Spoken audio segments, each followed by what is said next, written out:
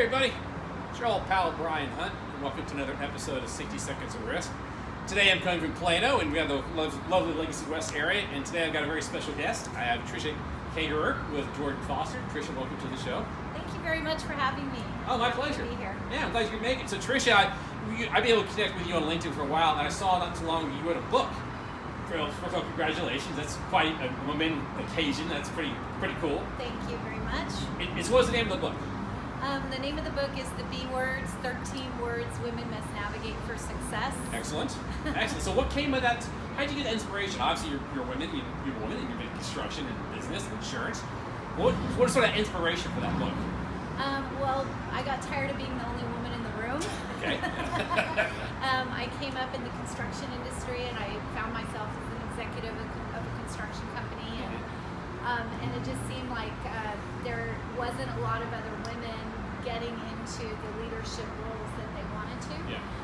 I have a daughter who was going off to college and studying engineering, and I decided my hobby is writing, and it was time for me to write a book about women's leadership. Awesome. Uh-huh. So obviously that's been sort of a big push these days in the sense that organizations trying to have it be more inclusive, diverse, and having different thoughts and processes, or maybe different points of view into the business model or business systems. I mean, I personally believe the more unique someone's background is, the maybe the more creative the company could be, or at least think of solutions at a different angle where if everybody sort of thinks the same way, you're not going to come up with the original solution.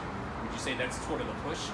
Yeah, absolutely. I mean, if you look at it, if the decision makers are always coming from the same point of view with the same life experiences or very similar life experiences. Yeah. And for example, in the C-suite, if those who are being promoted are ones that are having very similar experiences, then what's going on in the real world, and how do we ever change a dynamic where women or minorities or diverse groups of people have opportunities as well? Yeah. And it is a risk. I mean, I know we're in risk management, both Sure. of us. It is a risk towards organizations that don't understand that our customer base is changing, our world is changing, so there needs to be an intentional effort for diversity, equity, and inclusion. I think you just hit on that, which is another book by retired General Ben McCaffrey, not his Army, but just called Risk. And he's talking about how a risk is that group thing, in the sense that if you're all looking at the thing the same way, and no one has the ability to look at it from a different perspective or come with a different thought on it, then there's concern that you're not necessarily getting all the best options or solutions to bring to the table.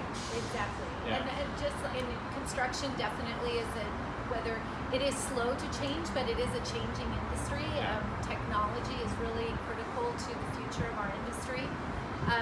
Having been in the C-suite for many years, I sometimes gave a completely different answer or a different idea of how I would handle situations. Yeah. And it came from my background in safety and risk management, but also from a different perspective from gender as well. Yeah. Uh-huh. So I mean, obviously you've brought a lot of experience to the table. You've seen a lot of different things. And if someone's watching this, maybe as a minority or female looking to get into construction, what would you be saying sort of suggest they should think about? Or I mean, it's obviously a different feel for a lot of people. But what is it you suggest that, like, hey, you should think about doing this, but no, you got to try this? Absolutely. So, well, construction found me. I didn't grow up thinking I want to work in construction, but Sure. It definitely provided me an opportunity that has been one of the most rewarding things I've done in my career.